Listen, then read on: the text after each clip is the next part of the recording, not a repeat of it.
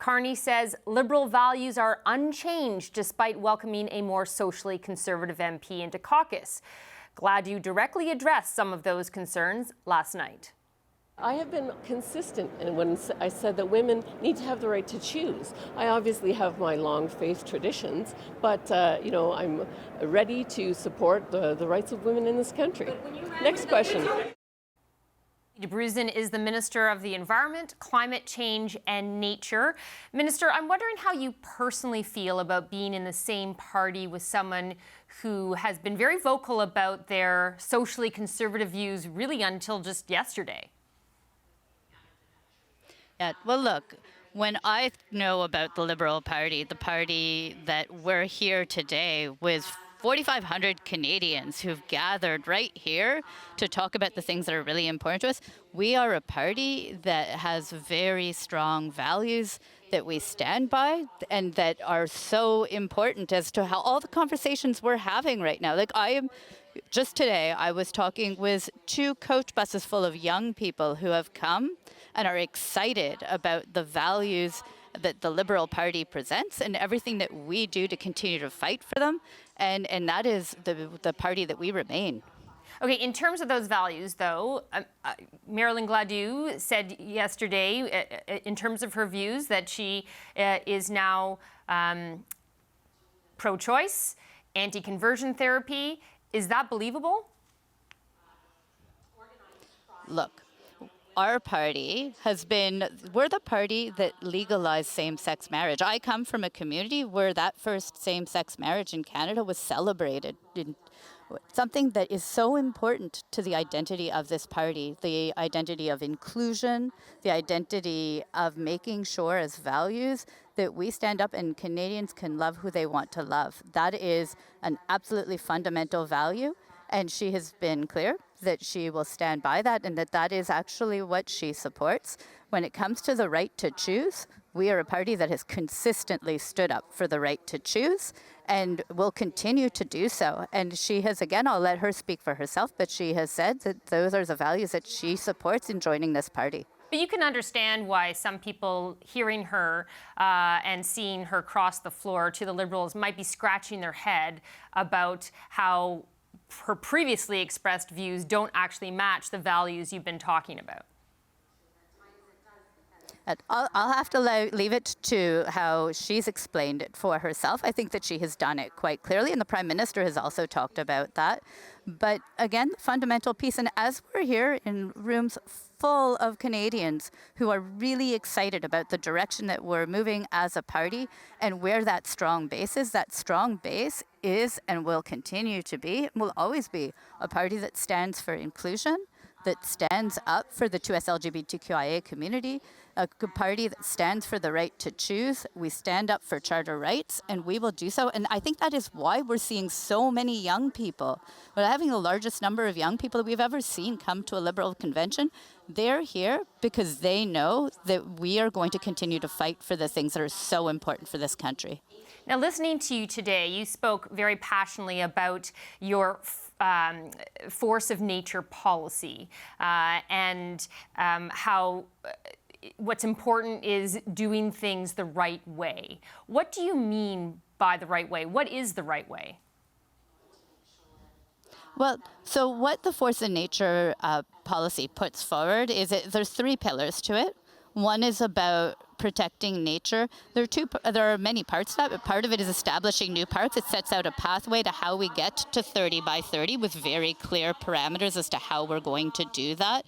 It also talks about how do we involve Canadians in communities to get more involved in protecting nature. That could include a rancher who's protecting their grasslands and is doing great work that we can recognize as part of that. So that's a part of it. One part of it, too, is the second pillar, which is about building Canada well. And on that, it's about making sure that we're building projects, we're also taking into account how are we protecting nature. And one of the most important parts, I think, in that pillar is a mapping part, which is making sure that we're going to be mapping where species at risk are located, mapping carbon dense areas that we need to protect. This was all in our platform as a party.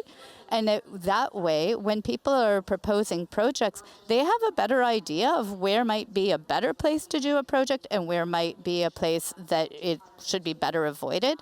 And it's also about things like what we're seeing from the major projects that we've referred. We have the corridor in BC. It's creating it's creating an electricity corridor, a clean electricity corridor that's going to support nearby communities. It's going to support nearby mining, and at the same time, it is protecting a large area of land for the future. So there are ways that we can do this, where we can make sure that we're building our the Canada that we want as a strong Canadian economy for the future. And at the same time, we're making sure that we're also taking into account the environment and nature, because that's really important to Canadians as well. Now, when we talk about doing things the right way, though, is that really another way of saying being pragmatic? There's been lots of talk about how the Prime Minister is all about pragmatism, and I'm just wondering, when it comes to the environment, in terms of the push now for a pipeline, which was the main reason Stephen Guilbeault left cabinet. So what do you say about those who see this shift in terms of environmental policy towards pragmatism over, the principles of protecting the environment? Well, I actually would say that I don't agree with that about the over, because when we're looking at this nature policy, this is a historic investment in nature. We are creating national parks. We have a pathway to getting to 30 Minister, by does 30. Minister, We're actually doing that work. Does that offset, though? You can do incredible work on nature, but there's also this work on pipelines. And it definitely has made some people who see a home in the Liberal Party feel uncomfortable because it doesn't really align with their environmental beliefs. You know what? Just last night, got together with hundreds of people who are really excited to talk about what we're doing on environment and climate change, and really excited to celebrate it. And conversations I'm having here on the floor at the convention is full of people who are so committed to continuing to do the hard work of fighting climate change. We know when we're talking, and we have it right in our last budget, that we're going to build a climate competitive economy. And that means that we know that we need to build our economy. We need to build the strengths of this country, but we also can't do that without taking into account climate change and taking climate action, because in fact that makes us more competitive. That's a really important piece of the work that we're doing moving forward. I am absolutely focused on making sure we continue to fight climate change. We need to do that. It's a way we protect communities in our country, and it's also important as far as how do we make sure we build a strong economy. It's a singularly the same piece, and it was in our budget. Okay, so back to the floor crossing story, just because that is something obviously at the convention that we have seen people celebrating, certainly happy. It's a buoyant mood there. People feel like things are going quite well for the Liberal Party and the government, and this latest floor crossing adds to that. But the reality for a lot of Canadians right now is economic struggles, uncertainty, hardship.